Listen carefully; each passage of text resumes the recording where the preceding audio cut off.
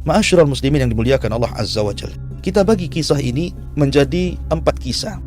Karena Ibrahim itu hidup di 4 negara. Pertama Irak. Ibrahim hidup di kerajaan Kaldaniun atau dikenal dengan Babil yang dibangun oleh Mahlayil. Kemudian yang kedua, Ibrahim hidup di Syam yang sekarang jantung kotanya disebut Palestina. Kemudian yang ketiga, Ibrahim pun pernah hijrah ke Mesir dan juga ada kisah di Mesir. Kemudian Ibrahim pun pernah hijrah ke Mekah Al-Mukarramah, Jazirah Arab, dan memiliki kisah yang panjang di Mekah Al-Mukarramah, sehingga Allah Subhanahu wa taala berfirman, "Wattini waz-zaitun wa turi sinina wa hadzal baladil amin." Demi negeri yang tumbuh padanya tin, maksudnya negeri Irak, disitulah Ibrahim dilahirkan. Waz-zaitun, demi negeri yang tumbuhnya zaitun, maksudnya Syam, Palestina dan sekitarnya. Dan Ibrahim menikah dengan Siti Sarah di sini, dan banyak kisah di sini. Bahkan para nabi lebih banyak diutus di sini. Kemudian wa turi sinin, Tursina, bukit Tursina maksudnya diisyaratkan ke Mesir, karena Ibrahim pernah hijrah ke Mesir dan punya kisah di Mesir. Wa hadzal baladil amin, dan inilah negeri yang aman, maksudnya Mekah Al-Mukarramah, karena Ibrahim pernah meletakkan Ismail dan Hajar di negeri ini, yang kemudian negeri ini melahirkan dari turunan Ibrahim Sayyidul Anbiya'i wal Mursalin, Rasul kita Muhammad sallallahu alaihi wasallam. Inilah pembahasan kita tentang kisah-kisah, mudah-mudahan cukup waktunya. Pertama, Ibrahim alaihi salatu wassalam dan negeri Irak. Kita tahu bahwa Nabi sallallahu alaihi wasallam menceritakan banyak tentang kisah Ibrahim dan juga Al-Quranul Karim. Salah satunya adalah Nabi Ibrahim alaihi salatu wassalam lahir di Irak, di negeri Kaldaniun atau disebut dengan Babil, sebuah negeri yang dibangun oleh Mahlayil. Negeri yang ketika itu dikuasai oleh satu di antara 4 raja yang pernah menguasai dunia, yang disebut dengan Namrud. Karena ada 4 raja yang menguasai dunia, 2 beriman dan 2 kafir. Yang beriman Sulaiman dan juga Dzulqarnain, dan yang kafir Namrud dan Bukhtun Nasr. Namrud ini menguasai sebagian besar dunia, dan kerajaannya ada di Babil. Di negeri inilah Ibrahim alaihi salatu wassalam dilahirkan. Ibrahim ibnu Azar, putra daripada Azar. Allah Subhanahu wa taala memilih Ibrahim untuk menjadi satu di antara 5 ulul azmi minar rusul: Nuh, Ibrahim, Musa, Isa, dan Nabi sallallahu alaihi wasallam. Sebagaimana adat para nabi, ketika Ibrahim alaihi salatu wassalam diangkat menjadi nabi dan rasul, tentu yang pertama kali dakwahi adalah ayahandanya, keluarganya, sama dengan Nabi sallallahu alaihi wasallam. Ketika turun ayat wa angdir asyiratakal aqrabin, berilah peringatan keluarga dekat wahai Muhammad, maka Nabi sallallahu alaihi wasallam mengumpulkan keluarganya di Bukit Safa. Kemudian Nabi SAW mulai mendakwahkan kepada mereka dakwah tauhid, mengajak seluruh keluarganya untuk mengucapkan 2 kalimat syahadat, asyhadu an la ilaha illallah wa asyhadu anna Muhammad Rasulullah. Walaupun ada yang menerima dan ada yang menolaknya, tapi itu konsekuensi dakwah. Makanya Allah Subhanahu wa taala mengatakan, ku anfusakum wa ahlikum nar, jagalah diri kalian dalam satu waktu juga keluarga kalian. Maka Ibrahim alaihi salatu wasallam disebutkan dalam surah Maryam, wadhkur fil kitabi Ibrahim innahu kana siddiqan nabiyya. Ceritakan ya Muhammad tentang kisah Ibrahim, sesungguhnya dia seorang yang siddiq, yang jujur, dan dia juga seorang nabi. Idh qala li abihi, ketika dia berkata kepada ayahnya, ya abati lima ta'bud ma la yasma wa la yubsir wa la yughni anka syai'a. Ketika Ibrahim mengatakan kepada ayahnya, Azar, wahai ayahku, lihat bagaimana Ibrahim alaihi salatu wassalam menghargai, memuliakan ayahnya, memanggil dengan bahasa yang lembut, ya abati. Itu tidak mengambil ya Azar namanya, ya abati dengan panggilan yang lembut, dan mengatakan, kenapa kau sembah Tuhan yang tidak mendengar, tidak pernah melihat, dan tidak memiliki sesuatu yang bisa memperkaya dirimu. Ya abati inni qad ja'ani minal ilmi ma lam ya'tik fattabi'ni ahdika siratan sawiyya. Wahai ayahku, telah datang kepadaku pengetahuan yang tidak datang kepadamu, maka ikuti aku. Aku akan berikan kepadamu jalan yang jelas, jalan yang lurus, jalan yang akan menyelamatkan dirimu. Ya abati la ta'budi syaitan, inna syaitana kana lirrahmani isya. Jangan kau sembah setan wahai ayahku, karena setan itu adalah penyesat yang bermaksiat kepada Allah Subhanahu wa taala. Teruslah Ibrahim menasihati ayahnya luar biasa, walaupun kenyataannya Ayahnya menolaknya, marah besar, mengancam Ibrahim dan mengatakan, "Araghibun anta an alihati ya Ibrahim?" Ibrahim, kenapa kau benci kali dengan Tuhanku dan Tuhan yang disembah orang-orang Babil? La illam tantahi la arjumannaka wahjurni maliya. Kalau engkau tidak berhenti terus bicara tentang dakwah tauhid, maka aku akan rajam kamu dan aku akan usir kamu. Tapi Ibrahim alaihi salatu wassalam menjawab dengan kelembutan dan mengatakan, "Salamun alaika sa'astaghfiru laka rabbi innahu kana bi khafiya." Kata Ibrahim, mudah-mudahan Allah berikan keselamatan kepada engkau wahai ayahku, dan aku akan berusaha memintakan ampun akan dosa-dosamu kepada Allah Azza wa Jalla. Jadi langkah yang pertama dilakukan Ibrahim adalah berusaha untuk menyebarkan hidayah tauhid di keluarganya, terutama ayahnya sendiri. Walaupun Allah Subhanahu wa taala takdirkan Azar tidak masuk dalam Islam. Azar tidak masuk ke dalam agama Ibrahim alaihi salatu wassalam. Ketika dia sudah tidak bisa lagi menasihati ayahnya, mulailah dia datang kepada kaumnya, kepada kaum Babil Kaldaniyun. Dan Allah katakan dalam surah Al-An'am, "Wa idh qala Ibrahimu li abihi Azar atattakhidu asnaman alihatan inni araka wa qaumaka fi dhalalim mubin." Ketika Ibrahim berkata kepada ayahnya Azar, "Kenapa kau mengambil asnam, berhala-berhala itu sebagai Tuhan? Aku lihat engkau dan juga kaummu berada di atas kesesatan yang nyata." Maka Ibrahim ketika masa remaja, dia mulai membuat tashkik, keraguan-raguan di kaumnya. Di masa remaja, Ibrahim alaihi salatu wassalam sudah rajin berdakwah. Ketika kemudian ada sekelompok anak-anak muda yang seusianya, Ibrahim alaihi salatu wassalam pun pura-pura duduk bersama mereka berbincang-bincang. Kemudian Ibrahim alaihi salatu wassalam mulai membuat syubhat kepada Tuhan-Tuhan yang selama ini disembah mereka. Karena di zaman Ibrahim itu banyak orang yang menyembah bintang, menyembah bulan, menyembah matahari, menyembah patung-patung dan begitu seterusnya.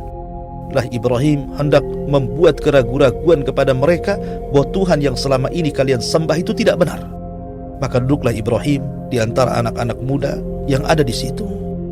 Apa kata Ibrahim ketika sudah larut malam? Kemudian orang-orang para penyembah bintang pun mereka mulai menyembah bintang. Kata Ibrahim alaihi salatu wassalam, disebutkan dalam surah Al-An'am, "Falamma janna alaihi al-lailu ra'a kaukaba." Ketika malam sudah gelap, bintang sudah bermunculan, maka Ibrahim pun kemudian mengisyaratkan pandangannya ke langit melihat bintang dan mengatakan, "Hadza Rabbi." Ini Rabbku. Orang-orang mengatakan Ibrahim sudah mulai menyembah Tuhan. Tetapi ketika kemudian Ibrahim berbincang-bincang sampai pagi hari dan bintang pun kemudian tidak ada, kata Ibrahim, "Qala la uhibbul afilin." Aku tidak suka Tuhan yang terkadang muncul, terkadang tenggelam. Kemudian di hari yang lain Ibrahim alaihi salatu wassalam ketika berada di tengah-tengah purnama, bulan purnama yang sangat terang, dia pun mendatangi lagi anak-anak muda seusianya. Kemudian Ibrahim mengatakan, "Falamma ra'al qamara bazighan qala hadza rabbi." Ketika dia melihat purnama yang sangat bulat, yang sangat terang, dia mengatakan, "Oh, ini Tuhan saya." Falamma afala qala la illam yahdini rabbi la akunanna minal qaumidh dhalin.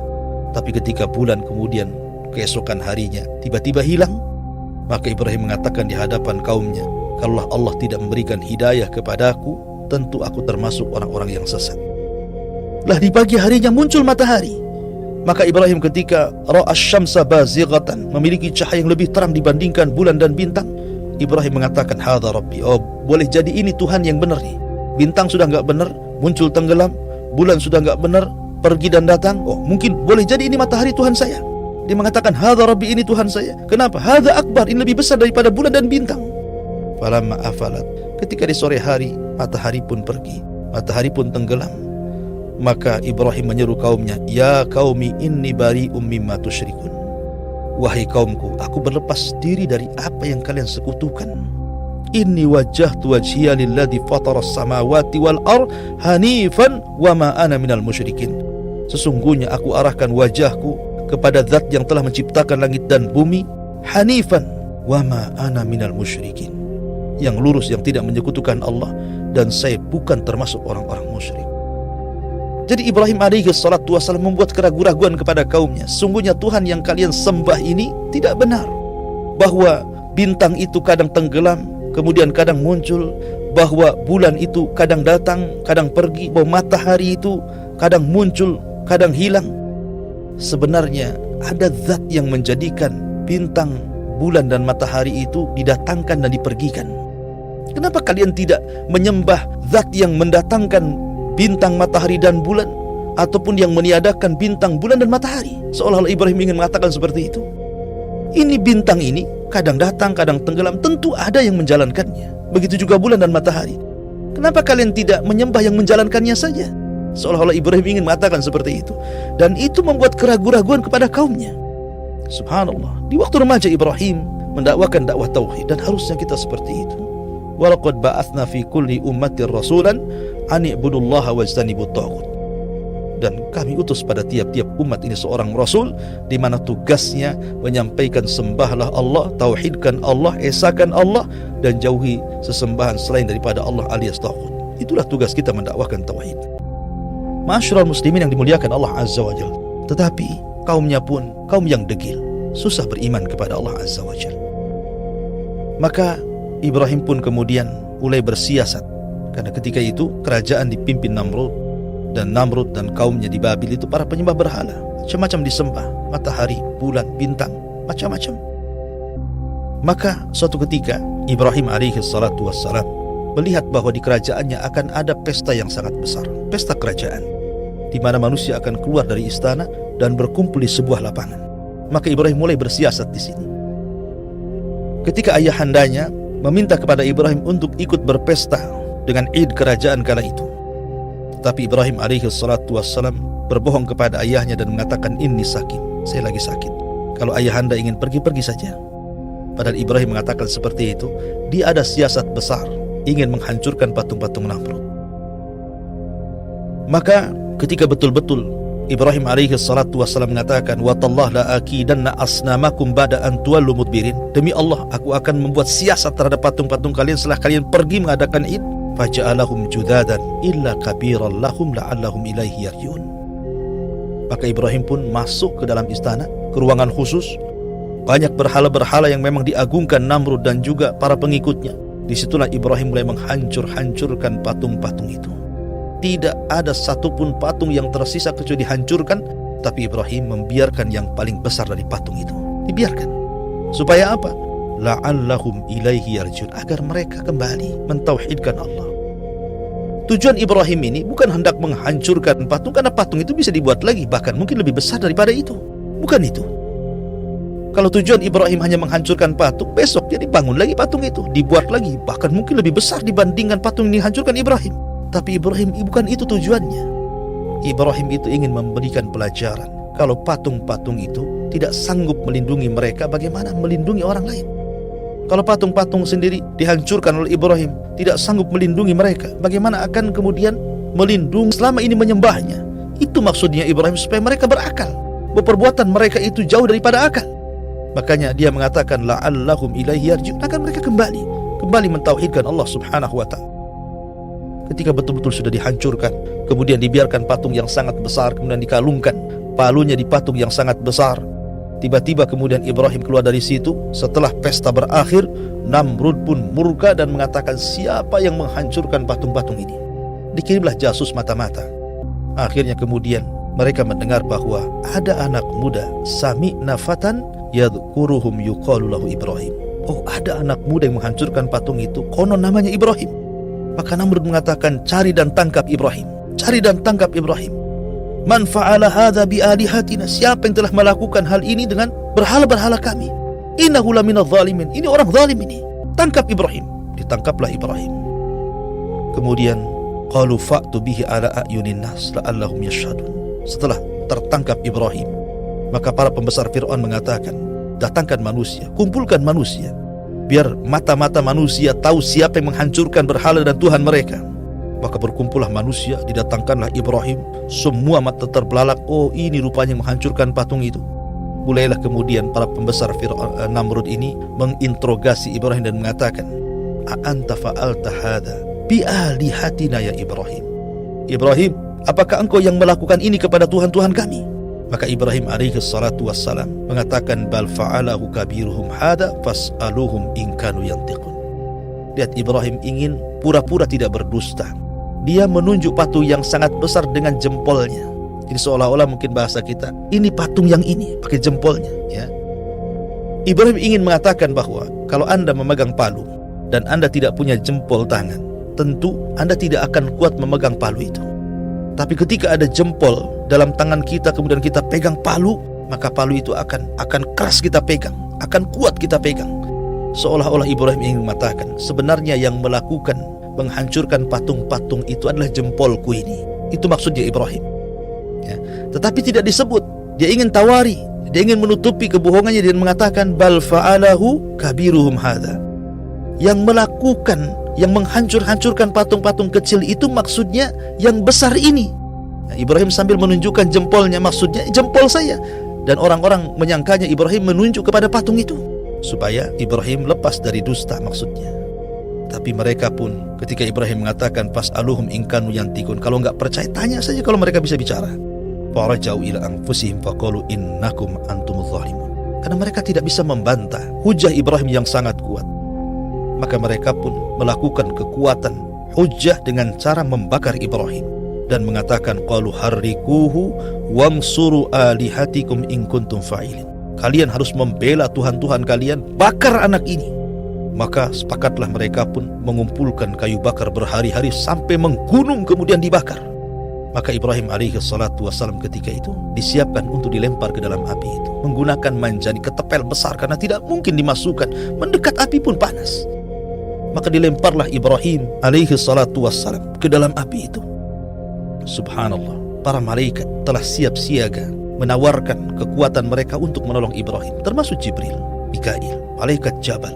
Semua para malaikat menawarkan. Tapi Ibrahim hanya mengatakan amma ilaikum fala wa amma ilallahi fabala. Kalau aku harus meminta pertolongan kepada kalian wahai para malaikat, tidak, aku tidak akan minta pertolongan kepada kalian.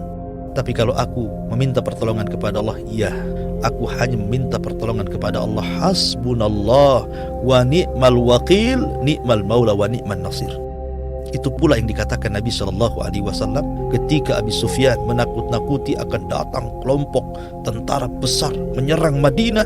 Maka Rasul dan para sahabatnya mengatakan hasbunallah wa ni'mal wakil. Seperti perkataan Ibrahim ketika dilempar ke dalam api, hasbunallah wa ni'mal wakil, cukuplah Allah karena dia sebaik-baik pelindung. Maka Ibrahim pun kemudian dilempar ke dalam api ketika dia mengatakan hasbunallah wa ni'mal wakil. Maka pertolongan Allah sekejap saja datang kepada Ibrahim. Kemudian dikatakan ya naru kuni bardan wa salaman ala Ibrahim. Ya naru kuni bardan wa salaman ala Ibrahim. Wahai api, jadilah dingin kalian dan selamatkan Ibrahim. Kalau seandainya Allah hanya mengatakan wahai api, dinginlah kalian, tentu Ibrahim tidak akan selamat. Karena bagaimanapun panas ataupun dingin bisa membuat orang mati. Tetapi ketika Allah mengatakan wasalaman ala Ibrahim, dan selamatkan Ibrahim, dan api ini dingin khusus kepada Ibrahim, sehingga api tetap panas pada hari ini. Kalau seandainya Allah mengatakan jadilah api sampai kiamat, tentu api akan dingin. Bagaimana Anda akan memasak gitu kalau api dingin itu? Tapi rupanya api dingin ini hanya untuk Ibrahim dan keselamatan Ibrahim alaihi salatu wassalam dari kobaran api itu. Subhanallah, bagaimana Allah subhanahu wa ta'ala memberikan mukjizat kepada Ibrahim. Ibrahim kebal bakar. Dan itu mukjizat, bukan memakai jimat. Bahkan dalam sebuah riwayat ada binatang yang disebut dengan wazak. Wazak itu semacam cicak ataupun tokek begitu ya. Nabi SAW pernah mengatakan dalam sebuah hadis dari Ummu Syuraik yang dikeluarkan Imam Bukhari, di mana Nabi SAW bersabda bahwa Nabi itu amara biqatlil wazak, ya, memerintahkan untuk membunuh tokek ataupun cicak begitu ya. Kenapa alasannya? Kana yanfuh ala Ibrahim alaihi salatu wassalam. Ketika seluruh binatang berusaha memadamkan api yang menyala-nyala itu, tiba-tiba datang pula tokek itu malah meniup-niup supaya api itu besar. Maka dari situ Nabi SAW memberikan pahala siapapun yang membunuh tokek, membunuh wazak. Anehnya di zaman sekarang tokek pula dirawat-rawat, harganya sampai ratusan juta. Dia tidak paham bahwa ini binatang harus dibunuh, yang sudah mencelakakan Ibrahim alaihi salatu wassalam. Ma'asyiral muslimin yang dimuliakan Allah Azza wa Jalla, padahal di dalam membunuh cicak atau tokek itu dapat pahala karena Rasulullah SAW menganggap itu faisiqah, binatang fasik ya, yang sudah menyakiti Nabiullah Ibrahim alaihi salatu wassalam. Maka Ibrahim pun kemudian diselamatkan Allah subhanahu wa ta'ala, berada di dalam api itu. tapi Allah melindunginya. Sampai api pun hilang, tinggal abunya. Tiba-tiba Ibrahim itu pun tidak menjadikan orang-orang Babil beriman kepada Ibrahim. Subhanallah. Bahkan suatu ketika Ibrahim alaihi salatu wassalam betul-betul didatangkan kepada Raja Namrud, kemudian diajak berdebat soal ketuhanan. Tapi Namrud mengatakan, ini uhi wa umit. Katanya, saya bisa menghidupkan dan matikan. Saya bisa menghidupkan dan matikan. Dengan cara apa? Mendatangkan dua tawanan, yang satu dibunuh dan satu diselamatkan. Kata Namrud, lihat, ana uhi wa umit. Saya bisa menghidupkan dan matikan. Yang satu saya matikan, yang satu saya hidupkan. Tapi Ibrahim memiliki hujah yang kuat. Walaupun dia mengatakan bahwa Rabbnya bisa menghidupkan dan matikan, maka Namrud berusaha untuk mendebat seperti itu. Tapi Ibrahim punya hujah lebih kuat daripada itu dan mengatakan, sesungguhnya Rabbku ya'ti bisyamsi minal masyriq fa'ti biha minal maghrib. Namrud, kau bisa menghidupkan matikan, oke. Tapi sekarang Rabbku, dia menerbitkan matahari dari arah timur, kau terbitkan dari barat sekarang. Fabuhital ladzi kafar. Orang kafir tidak bisa membantah Ibrahim. Makanya Allah memuji kecerdasan Ibrahim di dalam Al-Quranul Karim. Bagaimana perdebatan dia dengan Namrud. Tapi dari sini, ma'asyiral muslimin, kisah Ibrahim di Irak ini memang cukup panjang. Dan dakwahnya memang susah untuk berkembang. Persis seperti Nabi SAW. 13 tahun di kota Mekah, tidak berkembang. Banyak dimusuhi orang, ditekan, difitnah, dibuli, diancam, bahkan hendak dilakukan pembunuhan dan juga pemenjaraan kepada Nabi SAW. Itu pula yang dirasakan kakek Rasul SAW, Ibrahim alaihi salatu wassalam, ketika di Irak. Dari situlah dia akhirnya hijrah dari Irak ke Palestina.